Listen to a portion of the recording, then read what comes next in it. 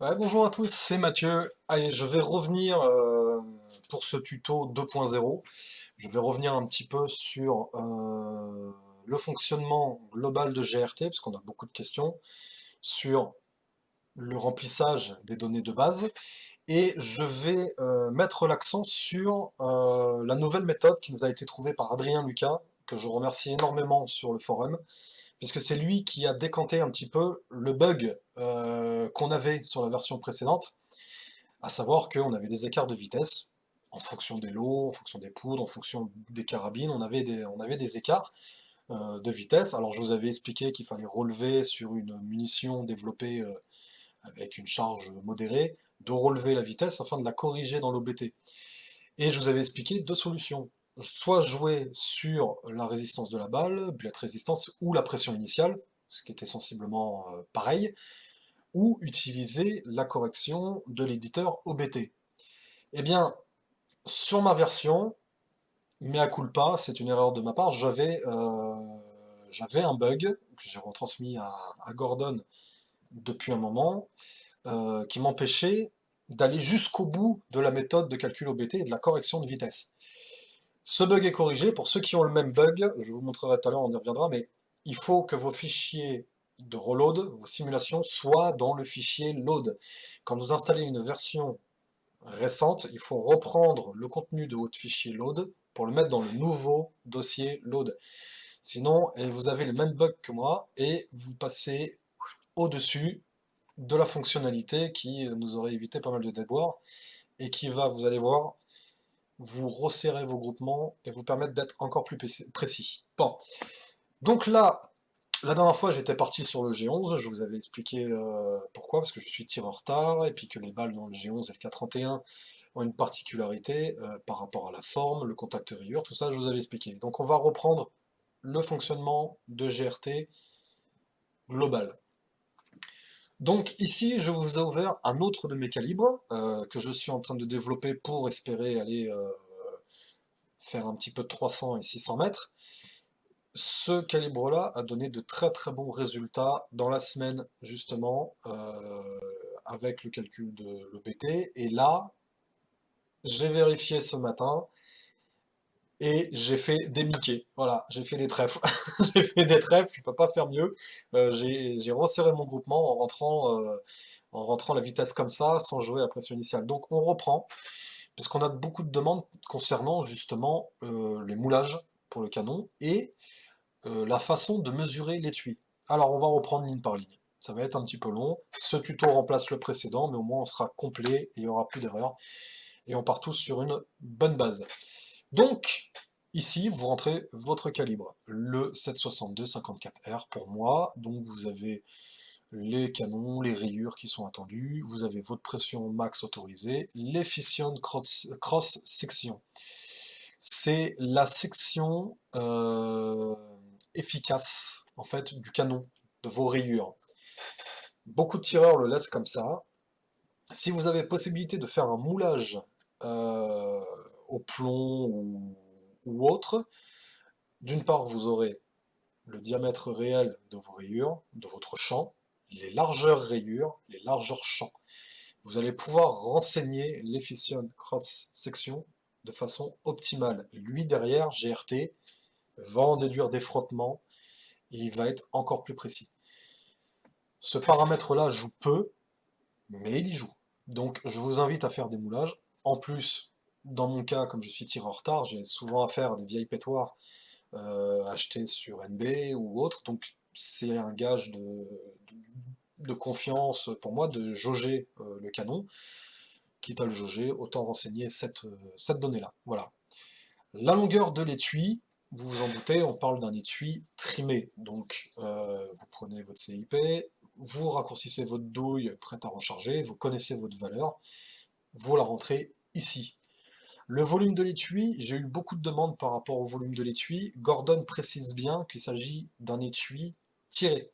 Donc un étui tiré, propre, parce que vous allez mettre une amorce neuve au cul qui va être perdue.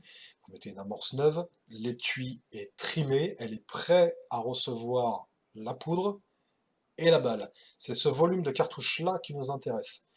Alors, on a posé la question par rapport au recalibrage collé, recalibrage intégral. Gordon nous dit étui tiré. Pour les tireurs de semi-auto, sur le groupe, on a des gens qui ont recalibré intégral, qui ont fait leur volume par rapport à ça, et qui ont obtenu de bons résultats, qui ont resserré leur groupement. Là, pour les semi-auto, n'ayant pas de semi-auto en soi, pour l'instant en rechargement, j'ai le SKS, je pourrais faire des essais avec le SKS quand j'aurai la totalité du kit. Je pourrais affiner cette donnée-là, mais pour l'instant, on part sur un étui tiré. Donc, les semi-auto, beaucoup partent sur des étuis recalibrés, parce que prêt à tirer veut dire recalibré, souvent sur les semi-auto. Voilà, c'est une donnée qu'il faudrait qu'on affine tous ensemble pour être sûr. La longueur de la cartouche, c'est la longueur LHT. Ce n'est pas ça ne tient pas compte de l'OAL, pas pour le moment. C'est vrai qu'on a remonté ça à Gordon. On aimerait bien pouvoir utiliser les jauges OAL. Pour l'instant, c'est la LHT. Pourquoi je vous dis ça? Parce que ça sous-entend d'être précis en amont sur les mesures de balles.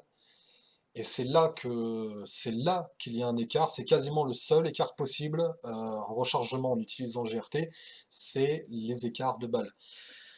Si vous mesurez des HPBT, vous allez avoir des écarts, la prise de mesure, elle est pas précis au pied à coulisse, même si vous êtes au centième ou vous avez un pied à coulisse au millième, si vous êtes chanceux.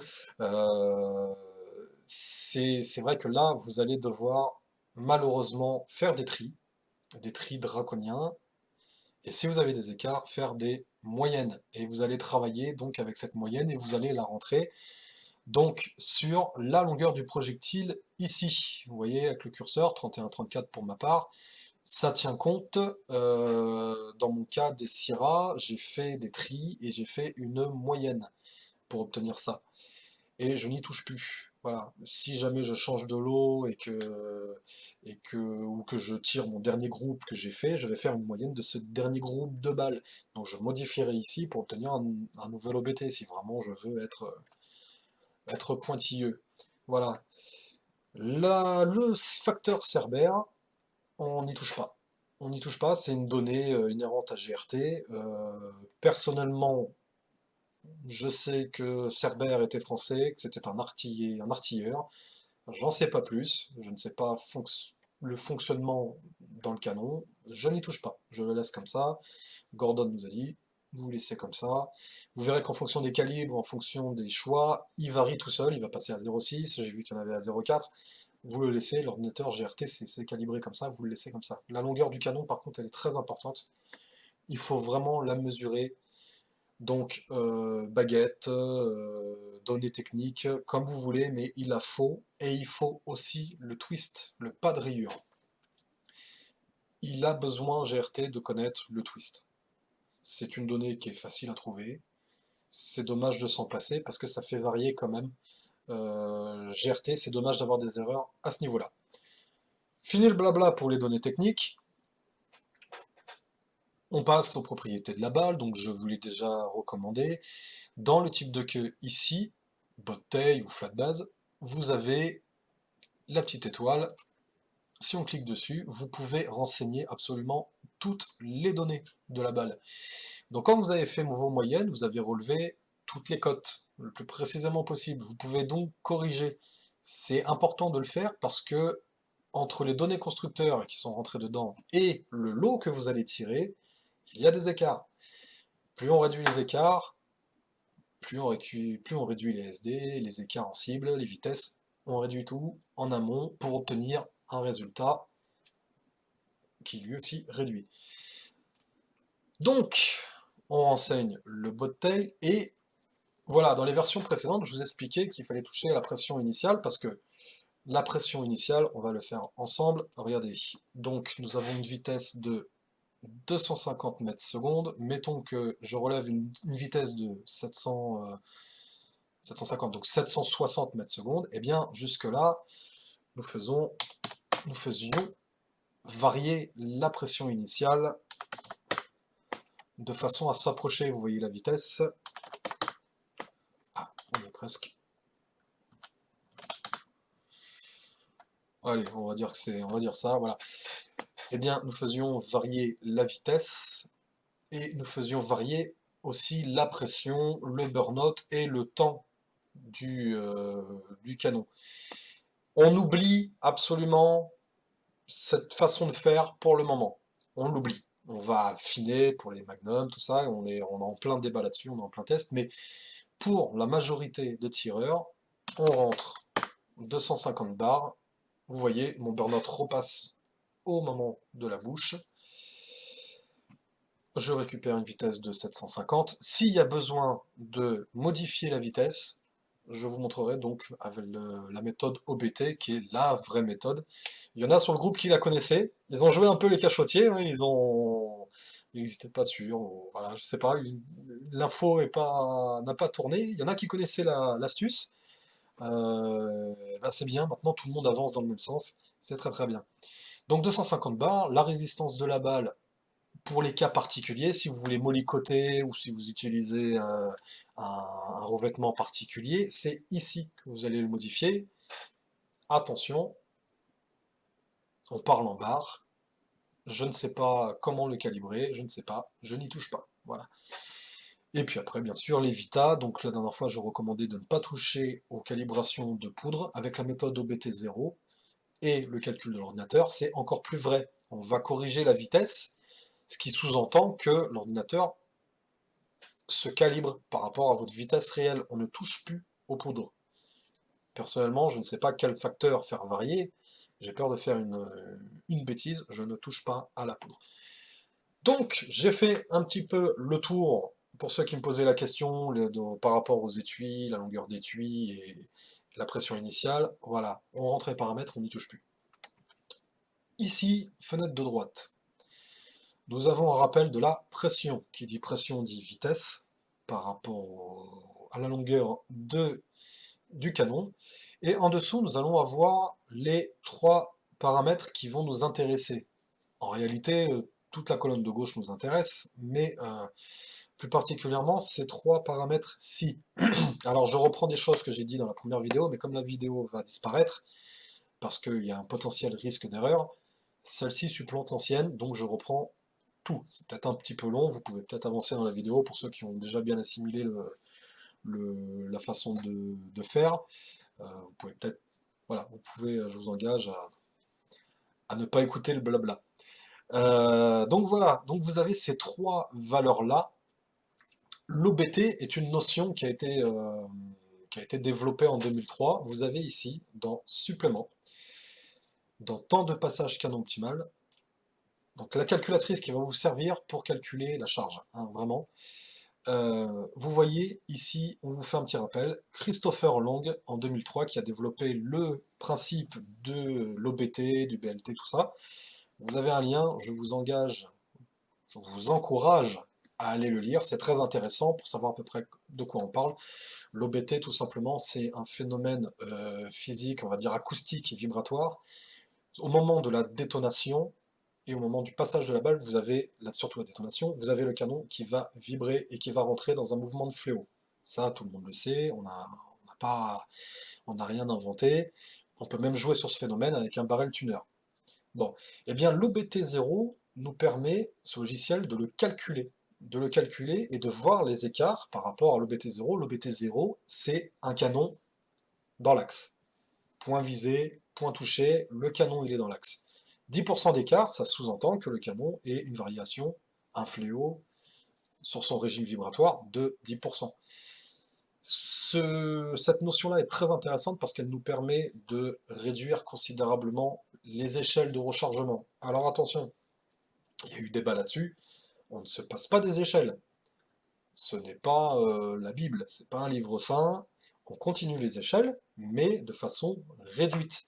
On a un tireur encore ce matin qui nous a mis un commentaire, il n'a tiré que 15 balles pour obtenir le groupement précis. Et c'était le groupement annoncé par GRT. Là où avant, nous faisions nous en tirions 50, ou ceux qui faisaient le test de l'échelle beaucoup moins, mais on mangeait quand même beaucoup plus de cartouches. Là, on arrive à faire vraiment plus serré, plus compact, grâce à l'OBT, justement. Donc, on va chercher un OBT 0. Ça, c'est un délire qu'on a nous, parce que Gordon nous a dit qu'à 0,10% d'écart d'OBT, ça fonctionnait très bien, ils avaient des bons groupements. Dans mon obstination d'avoir zéro écart, enfin le moins d'écart possible, tout ça, ce 0,10 me gênait, je me suis dit, pourquoi pas aller chercher le 0,0. Et ça a donné du coup la méthode qui intéresse Gordon. Il nous a félicité d'ailleurs sur le Discord en disant qu'il était étonné de la méthode française. Cette méthode permet de concilier, vous allez voir, pas mal de choses qui se fait depuis 50 ans. Des livres comme le Malfatti, ça met d'accord des youtubeurs connus dans le rechargement qui expliquent le contact rayure, comment faire avec, comment avancer une balle euh, le plus proche des rayures possible, ce que disait d'ailleurs dans le livre Malfatti. Ça concilie un petit peu tout ça, et je vais vous montrer comment on fait. Donc, pour la prise en main, vous voyez qu'ici, ces trois lignes-là, elles sont vides. Deux qui sont vides. C'est parce qu'il n'y a pas assez de charge. Vous voyez ici, la pression maximum est très faible. Elle est vraiment très faible. Eh bien, pour obtenir le calcul des deux lignes de BLT-OPT, on va augmenter la charge. Vous voyez, je suis passé à 45 grains, il l'a calculé. Donc, nous avons ici le BLT et l'OBT. À droite de l'OBT, j'ai un petit astérix, j'ai un dièse, avec 6. Qu'est-ce que ça veut dire? Ça veut dire qu'il a trouvé un nœud vibratoire, un nœud acoustique, un nœud de résonance, appelez ça comme vous voulez, sur le sixième harmonique. C'est comme une trompette, pour imager. Une trompette, vous lui retirez 10 cm, vous soufflez dedans, vous cassez les oreilles à tout le monde, vous lui remettez la bonne longueur, vous avez une note. C'est une résonance, c'est une harmonique. L'optimal parallel time voit les harmonies, les nœuds acoustiques. Donc là, il nous détecte que nous sommes sur le sixième nœud. C'est très bien. Il a trouvé un nœud, on va pouvoir commencer à travailler, à essayer de faire des charges à partir de là. À droite, vous avez donc 1 milliseconde 56,37. Et on vous dit dessous que le temps optimal du canon pour cette harmonique-là, l'harmonique et le nœud 6, il est de 1,5609 millisecondes. Il y a un écart. On est toujours dans 1 milliseconde, c'est très rapide, mais il y a un écart. Et comme je vous ai dit tout à l'heure, le canon oscille. Surtout quand on lui met 2800 bars dans la chambre. 2800 bars ici, vous imaginez que le phénomène vibratoire est quand même très important. Donc, il y en a qui disent, beaucoup me disent, oui, mais chipote, oui, on chipote, mais ce sont des phénomènes très virulents, très rapides. Si on peut diminuer les écarts de tous les côtés, vaut mieux le faire. Donc, on a un écart, on pourrait mettre un petit coup de moulinette dans supplément, temps de passage canon optimal, et calculer. Bon, vous voyez que là, sur le nœud 6, par rapport à l'OBT 0 du nœud 6, donc la charge la plus proche qui donnerait un nœud, on est à 0,17% d'écart. Beaucoup de tireurs sur Discord, sur GRT dans le monde, se contenteraient de 0,10, 0,5, voilà, ils ne vont pas chercher plus loin. Le fonctionnement du logiciel, vous cliquez sur calcul de l'EBT, il va vous donner une charge, 45,4. Je détaille tout, hein, exprès, je reviens un peu sur des fondamentaux, ça sera peut-être un peu long, mais au moins je perds personne en route et on corrige un peu les erreurs dues au bug et dû au fait que je suis passé au-dessus des fonctionnalités, certaines fonctionnalités. Voilà. 44,04. Visuellement, ça n'a pas changé grand-chose, si ce n'est qu'on a réduit ici l'écart entre le BLT et l'OBT. Je retourne mettre un petit coup de calcul, vous voyez, en rentrant la charge qu'il m'a donnée, nous avons un écart de 0,02%. C'est bien, c'est très bien, mais on va s'obstiner et on va aller chercher l'écart 0 si on peut. Alors, cette charge de poudre, vous allez me dire, elle est faible. Nous avons une vitesse, cette vitesse faible, eh bien, nous allons augmenter la masse de poudre pour aller chercher, regardez le curseur, cette zone ici, la zone des Pmax 25%. J'y tiens à cette zone. Pourquoi? Parce que c'est un constat général qu'on a eu entre tireurs. On a des très très bons groupements dans cette zone, et cette zone est sécure par rapport aux tables de rechargement, par rapport aux données réelles terrain. Cette table est considérée comme étant plutôt sécure. Attention, gardez quand même un œil sur vos douilles, vérifiez quand même que vous n'ayez pas de surpression. On ne devient pas tête en l'air juste parce qu'on a utilisé un outil simulateur, hein. On continue les principes de sécurité. Et justement, c'est par sécurité que je vous dis de vous mettre dans cette zone d'épée 25%. Il va de soi qu'un tireur TLD qui a besoin de vitesse, qui a besoin de pression, ne va pas rester dans cette zone-là. Il va trouver que la vitesse est faible. Ce n'est pas une méconnaissance, c'est une garantie. Voilà, vous obtenez des très bons groupements dans cette zone-là. Moi qui suis tireur tard, pour faire du groupement à 200 mètres, eh bien la zone des 25% me suffit amplement. Avec les groupements que j'obtiens, c'est amplement suffisant. Je veux dire, la carabine, grâce à ce logiciel-là, elle tape plein but. C'est le tireur le problème. C'est pour ça. Le tireur doit s'entraîner. Moi, j'ai des gros problèmes en position tard, mais je sais que la carabine, elle, est capable de faire des groupements qui sont hallucinants pour des carabines qui ont 100 ans, qui ont 80 ans. Donc, un tireur expérimenté va augmenter la charge jusqu'à venir un petit peu dans le début de la zone rouge, le milieu de la zone rouge, en surveillant pression et vitesse. Je vous indiquerai toujours de rentrer dans cette zone grise pour commencer, vous familiariser, tirer vos premières cartouches, avoir les premiers groupements sympathiques, voir l'évolution. Si vous décidez d'aller dans la zone rouge, il faut être sûr de bien maîtriser tous les paramètres. C'est quelque chose que je me dédouane complètement. Il faut que vous connaissiez votre carabine, il faut que vous sachiez ce que vous faites. Ça va être des charges qu'on considère comme étant chaudes, des charges qui sont données, on va dire, pour le TLD. Je vous engage à rester tranquillement dans la zone des 25%, et c'est ce qu'on va faire. On va aller chercher, on va augmenter la quantité de poudre jusqu'à venir à la moitié de la zone grise. Voilà, donc toujours pareil, nous avons un écart de BLT OBT, et regardez, ici, nous avons changé de nœud. Nous sommes passés sur le nœud numéro 5, le nœud du dessus. Nous avons travaillé dans le bon sens déjà, et vous voyez ici, nous avons quand même un sacré écart, un écart que nous n'avions pas tout à l'heure. On s'approche de vitesse sympa et de vitesse connue du Mosing.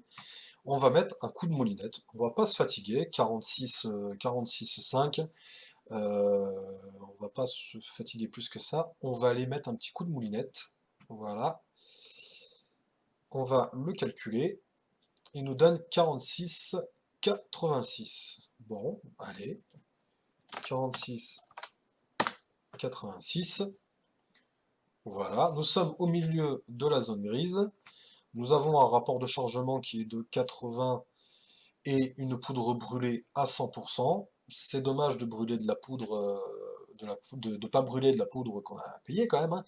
Mais c'est vrai que une fois encore, ça c'est pas une loi fondamentale. Les imbrûlés, les flashs au bout du canon.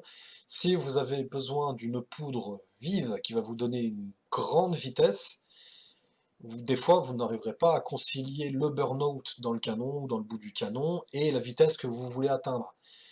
Et il y a des tireurs qui ont des burn-out qui sont en dehors du canon parce qu'ils veulent une certaine pression, une certaine vitesse.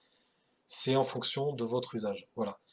Dans l'absolu, on se réfère à ce qui a été fait 50 ans en arrière, 60 ans en arrière, dans le livre Molfatti. On vous dit quand même c'est dommage de ne pas brûler toute la poudre. Donc on va essayer d'avoir une poudre, une pression et un dosage qui nous amène le burn-out le plus près du bout du canon possible. Tant qu'à faire. Dans notre cas, 46-86, nous avons donc regardé ici, corriger l'écart. Hop, on remet un coup de moulinette, vous voyez, 0,00, c'est fabuleux, je n'ai même pas besoin d'y toucher, je pourrais charger ici. Oui, mais, comme dans la première vidéo, il se peut que cette vitesse ici, 807 mètres secondes, pour 46,86, ne soit pas la bonne. Et dans ce cas-là, si, si je veux rentrer la bonne vitesse, ça va me faire varier l'OBT, le BLT, et je vous montre ça tout de suite, parce que c'est le cas, on va prendre un cas imaginaire pour, euh, pour le Mosin Nagant. Je vais donc redescendre à 46,30, vous voyez, 780, 799,8. Et c'est normal, je n'ai pas pris la bonne version pour l'exemple, c'est pas très grave, on va travailler là-dessus, voilà. Donc 799, en fait, on va dire, allez, on va dire que j'ai relevé donc à 46 grains 3, j'ai relevé la vitesse réelle avec mon labradar, et nous étions à 820 mètres secondes. Eh bien, vous voyez, je le refais. Ici, dans supplément, temps de passage canot optimal, vous avez la possibilité de rentrer la vraie vitesse. Donc on va partir sur 820 mètres par seconde. Ici en dessous, vous avez la distance où était le chronographe. Labradar, bout du canon, on considère 0. Si vous avez un vieux chronographe chinois ou autre, ou un Caldwell, ou que vous mettez à 5 mètres, vous allez rentrer ici 5 mètres. Mais attention, regardez cette ligne-là. Si vous rentrez une vitesse chronométrée à 5 mètres, il en déduit une vitesse à la bouche. Donc il corrige ici. Vous ne faites pas avoir après dans les calculs, il vous faut rentrer la vitesse que vous avez relevée dans les conditions où vous les avez relevées. Si vous utilisez, si vous voulez utiliser 820 mètres secondes pour la suite du calcul, n'oubliez pas de mettre la distance du chronographe. Si vous avez relevé 823, si vous utilisez 823, vous allez vous planter, parce que ça tenait compte à la base du relevé des 5 mètres du chronographe. Donc dans notre cas, on met 0, 820, 820, et on va calculer. Voilà, vous voyez, donc forcément la vitesse a augmenté, eh bien il en a déduit, il a corrigé la pression, forcément. Nous sommes plus haut que ce qu'on pensait.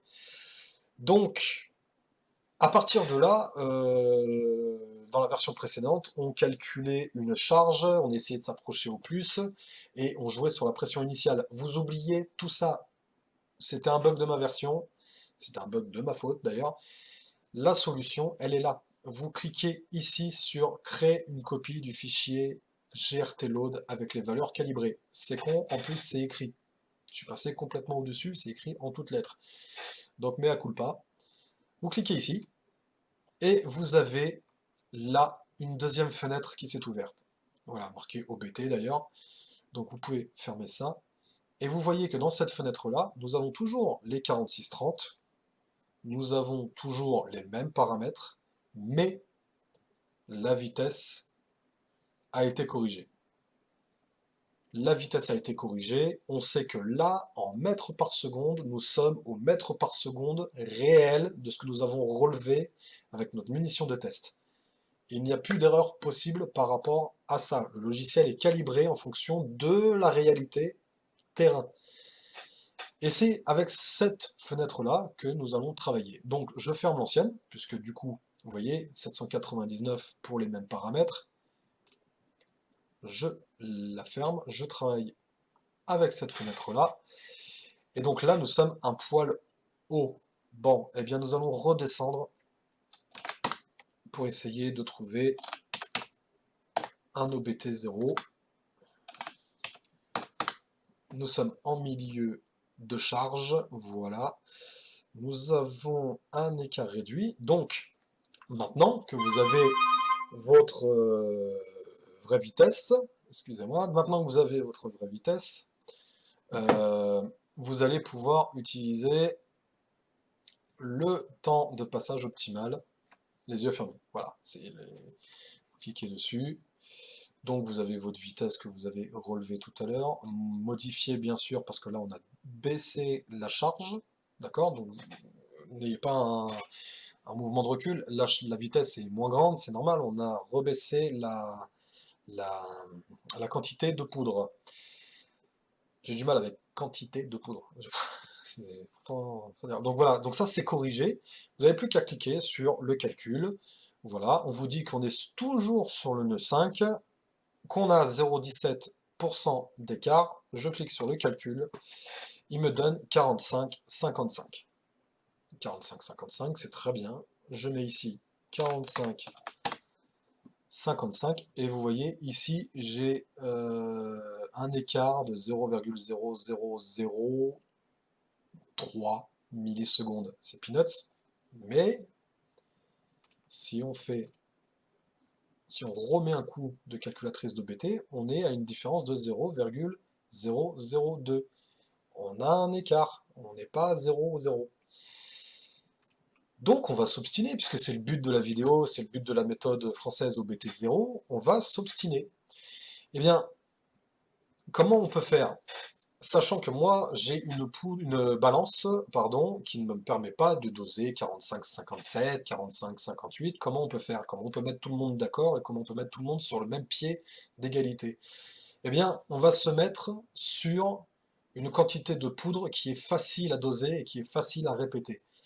Donc, on a le choix ici, nous sommes au milieu. 45-50, 45-60, on va faire l'essai. On se met à 45-60. On voit qu'on a quand même augmenté grandement notre écart. On va voir si 45-50 est pas plus intéressant. 45-50 semble un peu plus intéressant. Hop, nous avons un petit coup de calculatrice.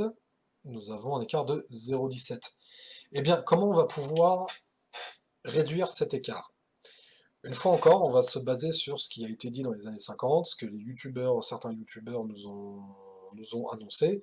Je fais référence entre autres à Jérémy Les Armes par les Sciences, qui nous a expliqué que dans le 308, il fallait sortir nos balles pour se rapprocher des rayures. Ce que Malfatti expliquait déjà à l'époque, il avait constaté que en sortant une balle de son étui, en se rapprochant des rayures, nous avions une amélioration du groupement. Il donnait même des valeurs à respecter pour être sécure. Eh bien, le simulateur, on met tout ça en pratique, on met tout le monde d'accord. Pour ça, il est essentiel de faire une mesure où vous avez votre contact rayure. Vous allez prendre la jauge OAL, AOL c'est un fournisseur internet, OAL, voilà, pour aller chercher le contact rayure. Et cette dimension-là du contact rayure, c'est votre valeur max à ne jamais atteindre. Il ne faut pas qu'ici, vous soyez à cette valeur-là. Nous allons travailler entre deux valeurs. La valeur max, la valeur de sécurité, pour ceux qui veulent travailler, ou une valeur que vous vous êtes imposée en amont. Ça va vous donner une plage de réglage, sachant que plus on s'approche des rayures, plus dans le Malfatti on a constaté qu'on était précis, et bien en fait, l'ordinateur, je vais vous montrer pourquoi. Plus on va sortir la balle de 0,01, plus nous allons affiner l'OBT et plus nous allons chercher justement cet OBT 0. Donc, René Malfatti, oui je crois, avait tout à fait raison, Jérémy a tout à fait raison aussi, et ce logiciel nous permet de savoir ce qu'on fait et de le faire, justement. Alors dans une carabine standard, on a tendance à dire que on se met en contact rayure et on retranche 0,5. Eh bien, si vous souhaitez travailler dans ces mesures-là, vous pouvez très bien retrancher 0,5 à la mesure max de votre relevé à la jauge OAL, eh bien, vous mettez votre valeur max, vous retirez 0,5 et là vous pouvez travailler dans ces dimensions-là, à partir de cette dimension-là. Ou vous pouvez travailler, si vous êtes adepte du plantage de rayures, on va dire, vous pouvez travailler entre cette fameuse mesure de 0,5 sécu et le contact rayure. Attention à ne pas vous planter dans les rayures si vous ne savez pas ce que vous faites. Voilà. Vous pouvez très bien réduire cette zone de travail entre ces deux dimensions-là. Pour les calibres Magnum, les 0,5 de sécurité, on a tendance à dire qu'il faut se laisser une marge de sécurité encore plus grande. Qu'à cela ne tienne, votre marge de sécurité, vous la connaissez. Si vous voulez laisser 1 mm de freeboard, eh bien, vous avez votre valeur max. Vous avez la cartouche avec la balle contact rayure et votre longueur cartouche avec 1 mm retranché. C'est votre plage de réglage. Vous allez pouvoir travailler ici avec la longueur de la cartouche. Une fois encore, je le rappelle, en LHT, c'est dommage, mais à l'avenir, peut-être, on aura la possibilité de travailler avec du OAL. Donc, dans mon cas, pourquoi 75-19 alors que la CIP m'annonce une longueur L6 de 77 et quelques? Eh bien, pour ce cas, pour que tout le monde comprenne un petit peu pourquoi cette valeur-là, ce n'est pas le contact rayure, c'est que ici, la profondeur de siégeage, si je sors trop ma balle, je, c'est un choix personnel, je privilégie quand même la tenue de la balle. Je trouvais que sortir trop la balle, c'était jouer un petit peu avec cette tenue au collet, donc je n'étais pas super friand de l'idée, donc je me suis imposé 75-19. Dans le cas d'une balle longue, comme les TPM, comme la balle que j'ai fait usiner sur mesure pour le G11, je peux aller chercher un contact rayure, par exemple dans le K31 ou même une Sierra dans le K31, ça va être ma valeur max et je vais travailler donc avec ces mesures. Donc dans l'idée, on va faire varier cette longueur, comme je vous expliquais. Donc 75-19, c'est ma valeur de départ pour moi. Donc on va faire varier dans un sens et dans un autre, et on va vérifier ensemble la modification sur le temps du canon. 75, nous allons mettre 75-19, 75-18, voyons voir. 0,7, nous sommes passés de 0,7 à 0,6. Donc, en réduisant la hauteur de la cartouche, je ne suis pas bon. Je ne modifie pas dans le bon sens. Que cela ne tienne, nous partons dans l'autre sens, 75-20. 75-20, attendez, hop, je fais une bêtise. Non, excusez-moi, c'est l'inverse, en la réduisant, je travaille dans le bon sens, je m'approche de mon nœud. 75, 16, ok, on y va pour 75, 75, 75, par contre, voilà, j'ai trop retiré.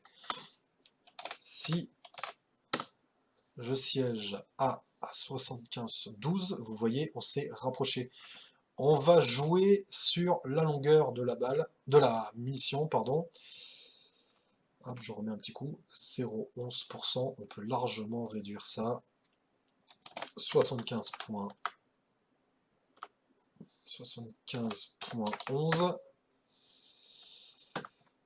75.10, on va continuer à descendre, 75.09.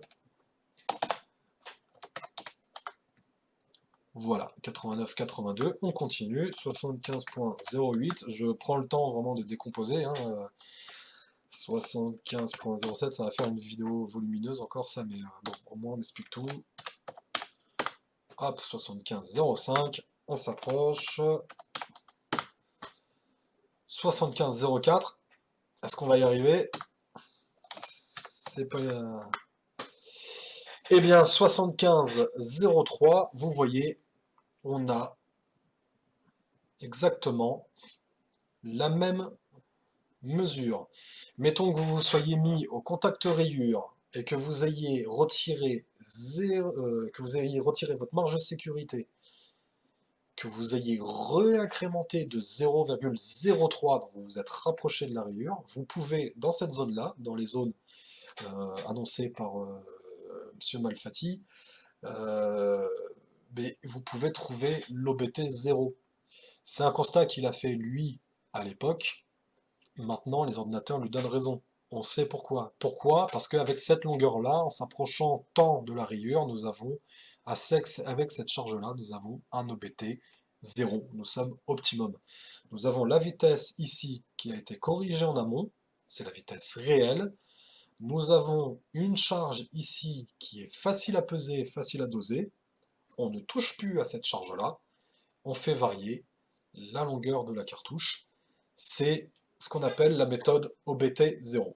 Si vous avez une balance scientifique, une balance laboratoire, vous n'êtes pas obligé de vous prendre la tête comme ça, vous avez vos petites habitudes. Si vous êtes capable de doser une charge de 47, 52, ou 57, 53, enfin, faites-le. Ça, c'est une méthode vraiment pour que tout le monde soit sur le pied d'égalité avec une balance aftermarket, une balance Safleo, une balance leader price.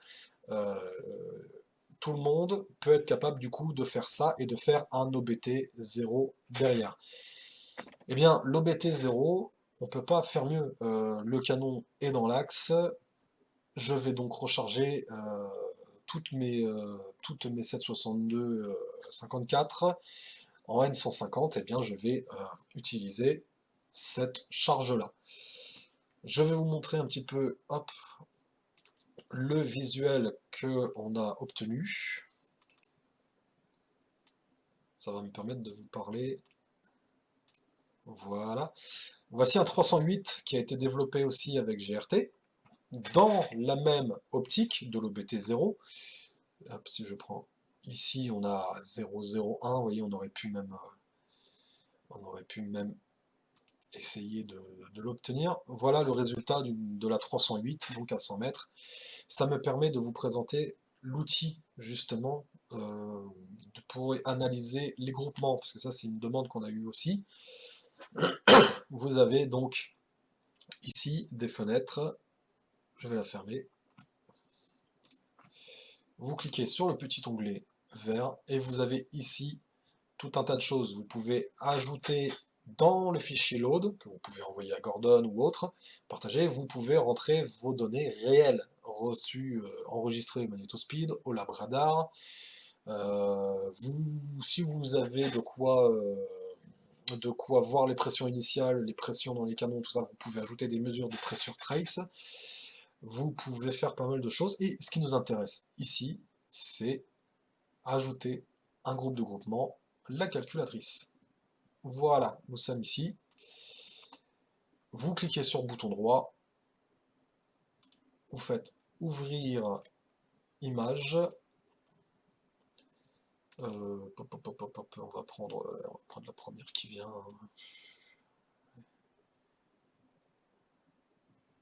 Ouais, pour la forme. On va prendre la première qui vient. Voilà. Vous avez ici l'opacité de la photo. Si vous voulez vraiment du contraste. Je vous montre tout. Hein. La distance de tir, bien sûr. La distance de référence, donc c'est la taille de votre trou. C'est la distance entre deux traits. Si vous avez une pièce sur la photo, vous pouvez prendre en référence. Alors, je me souviens plus de la distance sur les C200. Donc, distance de référence, on va mettre 25. 25 c'est une C50 je crois, mais on va mettre 25. Et on va ici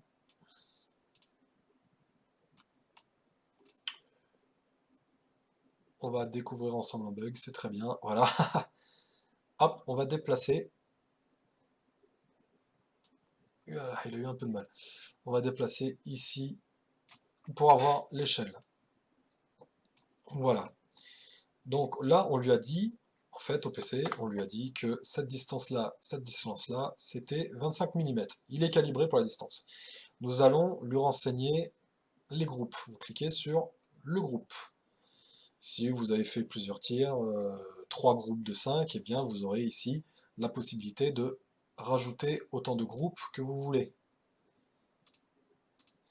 Donc nous, le groupe numéro 1, j'ai tiré qu'un groupe là, on va mettre les coups. Donc groupe numéro 1, le coup, je peux mettre des notes, je peux mettre des annotations.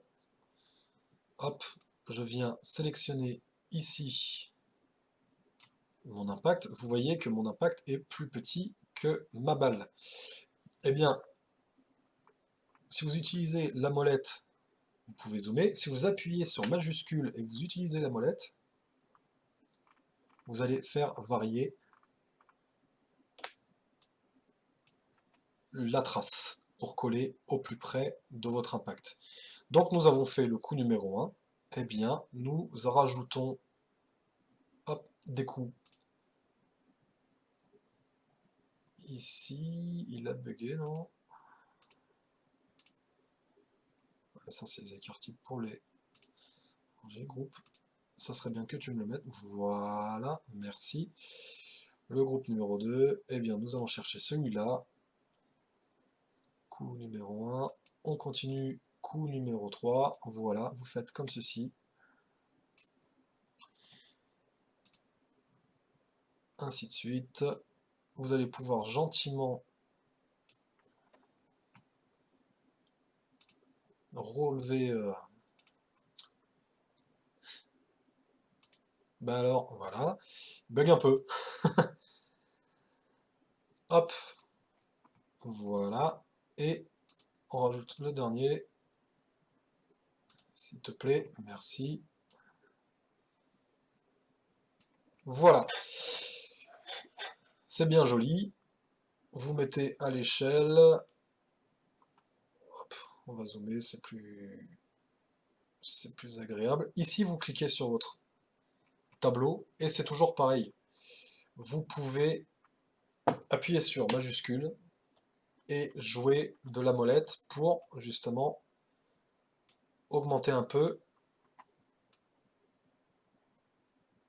la visibilité. Voilà, vous avez utilisé l'outil pour analyser les groupements et vous avez absolument tout dedans. La distance de référence, les écarts max, minimum, la largeur totale de votre groupement, la taille, oui, non, là, oui c'est ça, la taille du groupement. Vous avez absolument tout ici. Vous pouvez, d'ailleurs, je l'ai vu là tout à l'heure, dans les notes, non, pas dans les notes. Si voilà, vous pouvez rajouter des petites données. Alors c'est dans options. Voilà, dans options, vous pouvez retirer ou non. Vous pouvez retirer des données qui ne vous intéressent pas. Hop, voilà, pas les statistiques. La légende des coups, non. La légende des coups, on s'en fout. Voilà. On peut aérer un petit peu. Voilà le fonctionnement du logiciel. Pour tous ceux qui veulent participer au développement des poudres, eh bien, c'est essentiel de faire, comme nous venons de le voir, un relevé de vitesse. Il vous faut pour ça, pour une poudre, par exemple, je pense au Vectan, on me demande énormément de, de Vectan, eh bien, vous allez créer ici, fichier nouveau, voilà, vous allez ici, vous allez donner des paramètres, donc il vous faut trouver des paramètres, il vous faut extrapoler par rapport à d'autres poudres, ou alors si Vectan veut bien donner les données, ou se baser sur celles de QuickLoad, sachant que QuickLoad a un copyright, donc copier bêtement les données QuickLoad, ce n'est pas garanti que ça fonctionne, et c'est en plus une violation de copyright. Faites attention à ça. Mais c'est par ici que ça se passe pour créer au moins le nom, l'enregistrer, vous allez le retrouver dans la base de données utilisateur. Et bien derrière, vous allez créer 3 calibres différents avec la même poudre, plusieurs poids de balles aussi. Vous allez faire donc des munitions avec une charge donnée. Vous allez tirer vous allez relever la vitesse, vous allez faire comme on a fait là, rentrer la vitesse réelle. Et quand votre fichier calibration est complet, vous pouvez utiliser le plugin GRT Lab. Le GRT Lab va vous permettre d'aider Gordon à développer les nouvelles poudres. Les nouvelles balles aussi, mais les nouvelles poudres. Si jamais vous n'avez pas accès au GRT Lab, vous pouvez envoyer les données rechargement, le fichier load, par Discord ou par mail, ou vous me l'envoyez, je peux transmettre. Mais il faut, pour la France, que les vectants soient développés par les tireurs. Il faut qu'on ait des retours de champ, des retours d'expérience. Et dans les retours d'expérience, eh bien, c'est pas tout le monde qui a un chrono fiable, qui a un Caldwell ou qui a un Labradar, donc c'est vrai que ça prend un peu de temps, mais c'est essentiel pour le développement des vectants que la communauté fasse un retour justement comme ça. Et on vient de le voir ensemble, on ne touche plus à la pression initiale, on ne touche pas aux autres paramètres, on corrige simplement la vitesse dans temps de passage canon optimal. Je le refais encore une dernière fois pour la forme. 774, on va grossir. On va dire qu'en fait, à cette charge-là, donc, ici, là, il me parle, hein, 43.3, 43.3, on va dire que là, moi, au champ, j'ai constaté que c'était du 800. Peut-être parce que la poudre est différente, peut-être parce que il y a une erreur de calibration. Pas de problème, on va corriger, on met 800, on calcule, et on clique ici, ce qui ne marchait pas avant pour moi. Voilà, créer une copie. La copie est créée, elle apparaît ici en deuxième fenêtre. On ferme ça. Et vous voyez, la vitesse est corrigée. Et là, voilà, quand vous avez fait ça, que vous avez toutes vos données de calibration, que vous avez vos trois calibres avec les différentes masses de poudre de vectants, des balles différentes, voilà, vous envoyez tout ça, ce fichier-là, que vous enregistrez sous, fichier enregistré sous, et bien vous envoyez ça à Gordon, et Gordon, dans la prochaine mise à jour, se fera un plaisir de nous proposer les vectants calibrés grâce à la communauté. J'ai fini, merci de m'avoir écouté, donc je remettais un petit peu tout en contexte, la vidéo va peut-être être longue, un petit peu compacte, hein, un petit peu indigeste, mais au moins on a vu la façon de relever les paramètres qui sont ici, le volume de l'étui, la longueur cartouche, voilà, j'ai répondu, hein, c'est en LHT, c'est pas en OAL. Et puis voilà, une fois encore, grâce à la communauté, nous avons la réponse. On ne touche pas à la pression initiale, on ne la fait pas varier pour faire varier la vitesse, on utilise simplement ce que je vous ai montré. Le calculateur OBT, on corrige la vitesse, on clique sur créer une copie, et c'est fini. Le logiciel est calibré et fini les erreurs. Nous avions 3 tireurs qui étaient bloqués par rapport à cette vitesse-là, donc vitesse quick load, vitesse relevé terrain, et lui, il y avait un écart. Et bien cette méthode-là, hier soir, ça a été alléluia, tout le monde est retombé sur ses pattes, et tout le monde avance de nouveau dans le même sens avec de très bons résultats. Je vous remercie de m'avoir écouté, je tiens à vous féliciter tous et à remercier la communauté parce que il y a des groupes sur Facebook où c'est de la moquerie, de machin. Le groupe est très homogène, très homogène. Non, pas homogène, est très agréable. Voilà, j'ai du mal.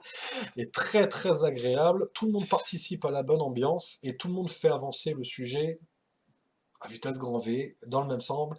Et tout ça, c'est grâce à vous, parce que moi, je n'ai fait que la traduction du logiciel, encore une fois, donc Gordon a fait un logiciel qui est fabuleux. Derrière, les petites astuces, comme hier, ont été trouvées, et c'est grâce à la communauté. Donc merci beaucoup, et je vais vous laisser là-dessus, en espérant que ça soit pas trop indigeste, et quand on aura la réponse pour les calibres Magnum, eh bien je referai un petit tuto pour le Magnum. D'ici là, portez-vous bien, merci beaucoup, et bonne journée à tous.